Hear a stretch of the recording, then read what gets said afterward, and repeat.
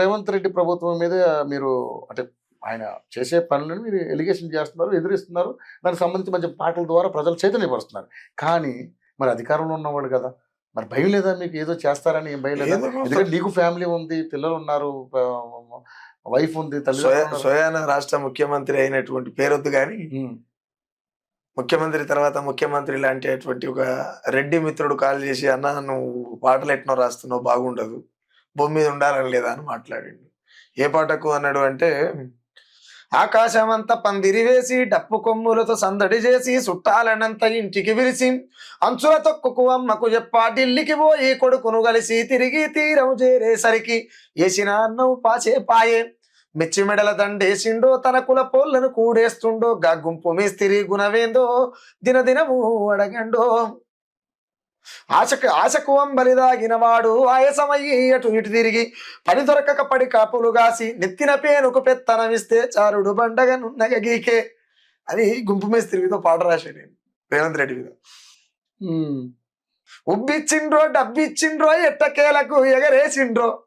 తెలంగాణ అది ఎలక్షన్ టైంలో ఉబ్బిచ్చిరో డబ్బిచ్చిరో ఈ ఏమంటారు, ఈ ముందున్నటువంటి పెద్ద మనిషి ఈ బక్క దొర చేసిన పుణ్యం అని ఆయనకి చేస్తే ఏం చేసిరో కానీ నేను గుంపు మేస్త్రి అని ఒక పాట చేస్తే, అన్న ఇది అట్లా ఎట్లా అంటే సరే మంచిదన్న, నేను పని మీద ఉన్నా మళ్ళీ వేస్తలే అన్నా.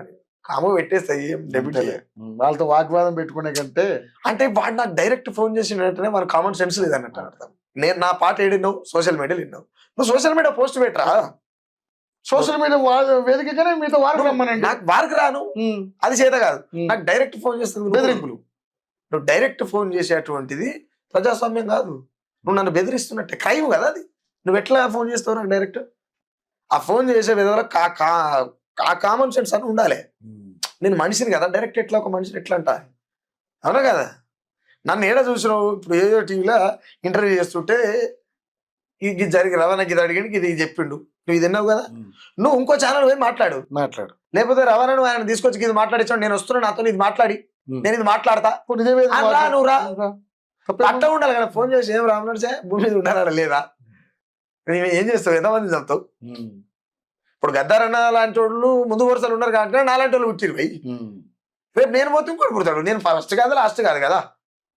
అందుకే ఎలాంటి గాంభీర్యం లేకుండా, ఎలాంటి ప్రౌడ్ లేకుండా, ఎలాంటి ఏమంటారు బలుపు లేకుండా అంతా రావాలనుకుని బతాడు రామనరసయ్య. అవును, నిష్పక్షపాతంగా ముందుకు సాగిపోతా ఉన్నాడు అట్లా. అంతే అన్న.